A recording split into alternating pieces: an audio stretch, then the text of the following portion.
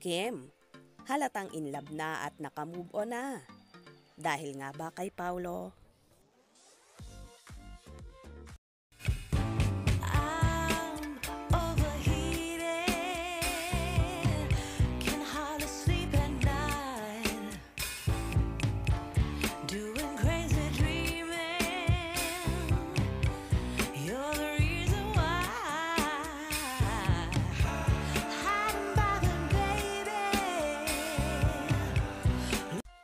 Kung noon, tuwing papasok sa afternoon show na It's Showtime, ang multimedia idol na si Kim Chiu ay mugto ang mga mata nito at halatang may pinagdaraan ang problema.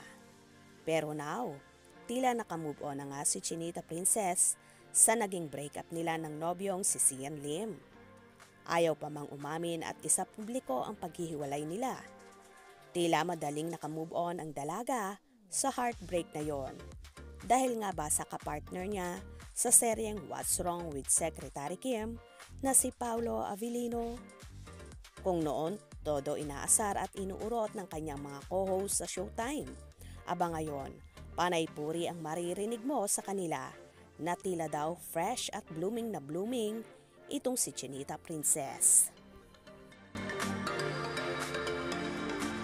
Ng batang to? Napakaganda!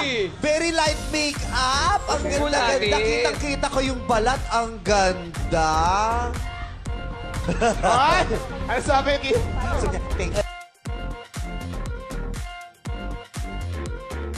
Ang ganda ni Kimi today! Para gusto magbalisin. Hello, tatay! Hello!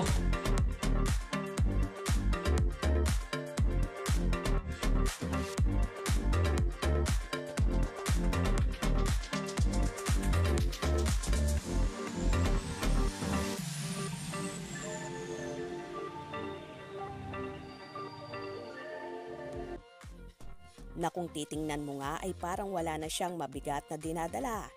At ang ngiti niya ngayon ay maaliwalas na hindi kagaya dati na mahahalata mo sa kanya na pinipilit lang ngumiti pero may bigat sa kanyang dibdib. Kaya naman kapansin-pansin lately ang ikinikilos ni Kim na happy ang lahat na tila nga nakamove on na ang dalaga. Napabalita rin kasi na marami sa kasamahan ni Kim na ayaw kay Sian Lim at dahil mahal na mahal ito ng dalaga at palaging ipinagtatanggol sa kanyang mga co-host kaya naman tinanggap na lang ng kanyang mga kasamahan dahil wala silang magagawa. Talagang mahal ni Kimi si Sian.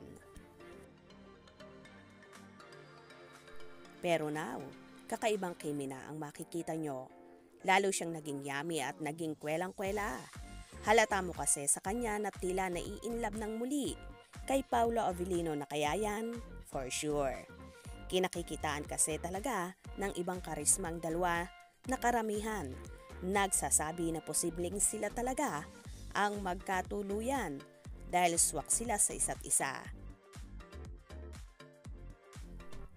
Kaya abang-abang tayo at ating suportahan ang pinakabago nilang serye, ang What's Wrong with Secretary Kim na for sure makakarelate ang lahat dito at mai-inlove sa full rom-com na magpapagaan sa inyong buhay at pakiramdam.